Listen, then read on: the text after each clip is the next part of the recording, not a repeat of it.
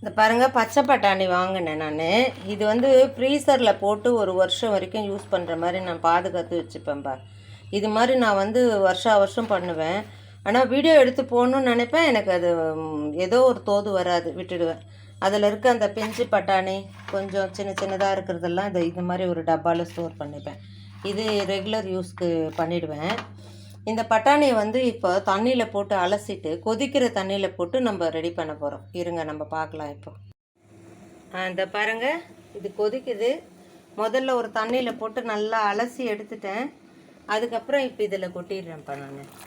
இது என்ன ஆகும், நல்லா மிதந்து வந்துடும், எல்லாம் உள்ளேருந்து அப்படியே மிதந்து வந்துடும். பாருங்கள், அது மிதந்து வரும்பொழுது அந்த பட்டாணியை நம்ம எடுத்து வடித்து ஒரு துப்பட்டாவில் போட்டு ஆறட்டும் தண்ணிலாம்.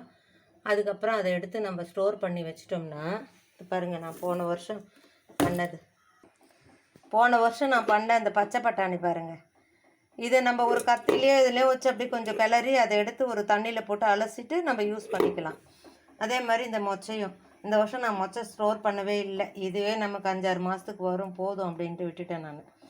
அப்போ மொச்சையும் இதே மாதிரி தான், நம்ம தண்ணியில் கொதிக்கிற தண்ணியில் போட்டு ஒரு மேலே மிதந்து வந்த உடனே அதை வடிச்சிட்டு நல்லா துணியில் போட்டு காற்று ஆறட்டும்ட்டு அதை இந்த மாதிரி டப்பாவில் போட்டு ஸ்டோர் பண்ணி ஃப்ரீசரில் வைக்கணும்பா. ஃப்ரிட்ஜில் கிடையாது, ஃப்ரீசரில் வச்சுட்டோன்னா ஒரு வருஷம் வரைக்கும் இது வேஸ்ட் ஆகாது, நமக்கு நல்லா யூஸ் ஆகும் அப்பப்போ. இப்போ நம்ம அதை எப்படி ஸ்டோர் பண்ணலான்னு பார்க்கலாம். சும்மா ஒரு 1/4 கிலோ வாங்குகிறோம் ரெகுலர் யூஸுனால் இது மாதிரி ஒரு டிஷ்யூ போட்டு ஒரு டப்பாவில் நம்ம வெளியில் ஃப்ரிட்ஜிலே வச்சுக்கிட்டாலே ஒரு 4 நாள் 5 நாள் 8 நாள் வரைக்கும் இது வச்சுக்கலாம். ஆனால் இது பிஞ்சாக இருக்குது. நல்ல பட்டாணினா கொஞ்சம் நாள்லேயே முளைச்சிடும் அது. அதனால தான் 8 நாளுக்குள்ளே அதை யூஸ் பண்ணிட்டிங்கன்னா நல்லாயிருக்கும். இந்த மாதிரி எடுக்கிறது வந்து ரொம்ப நாள் இருக்குதுப்பா, ஒரு வருஷம் இருக்குது நல்லா. பாருங்கள் எப்படி மிதந்து வந்துட்டுருக்கு பாருங்கள், அப்படியே ஃபுல்லாக வந்துடும் மேலே. இதுக்கு உப்புலாம் நான் எதுவுமே போடலை, மினரல் வாட்டரில் கொதிக்கிற தண்ணியில் போட்டிருக்கேன்.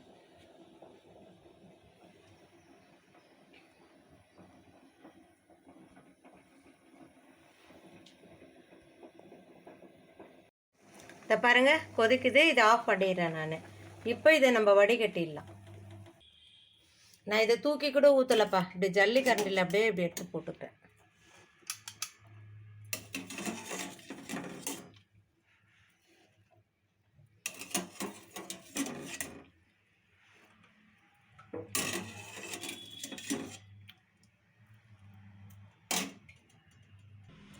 இந்த மாதிரி துப்பட்டாவில் போட்டு இதை நல்லா இப்படி பரப்பி விட்டுருங்க.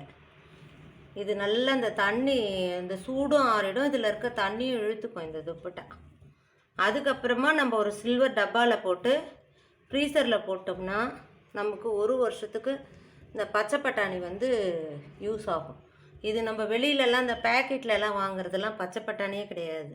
அது வந்து ஒரு சாயத்தை போட்டு காஞ்ச பட்டாணி ஊற வச்சு கொடுக்குறோம், அது நமக்கு நல்லதும் கிடையாது. அது நீங்கள் போட்டு தண்ணியில் கழுவி பார்த்திங்கனாலே க்ரீனாக அதில் சாயம் வரும். இது பாருங்கள், இது மாதிரி ஸ்டோர் பண்ணிவிடுங்க, ரொம்ப நல்லா யூஸ் ஆகுதுப்பா இது எனக்கு. நான் இது வருஷம் பண்ணுவேன், நான் உங்களுக்கு சொல்லணும்னு நினைப்பேன், முடியறதில்லை என்னால். சரி, இந்த வருஷம் அதை போட்டுருவோன்னு. இப்போ பார்த்திங்கன்னா 60 ரூபா இருந்தது 1 கிலோ. 2 கிலோ வாங்கிட்டு வந்து பண்ணேன். இன்னும் ஒரு 2 கிலோ வாங்கிட்டு வந்து ஒரு டப்பாவில் போட்டுருவேன். 2 டப்பாவில் போட்டு வச்சுக்கிட்டேன்னா ஒரு வருஷத்துக்கு எனக்கு எப்போ வேணால் எடுத்துக்குவேன். நான் கிரேவிக்கு, பிரிஞ்சி சாதத்துக்கு, எதுக்கு வேணால் நான் யூஸ் பண்ணிப்பேன். பொரியலில் பச்சை பட்டாணி போட்டு பண்ணுறது இந்த மாதிரிலாம். நீங்களும் அந்த மாதிரி ட்ரை பண்ணுங்கள். சூப்பரான ஐடியாவாக நீங்கள் மெசேஜ் பண்ணுங்கள் எப்படி இருக்குது பண்ணி பார்த்துட்டு. சரிப்பா, வாழ்க வளமுடன்.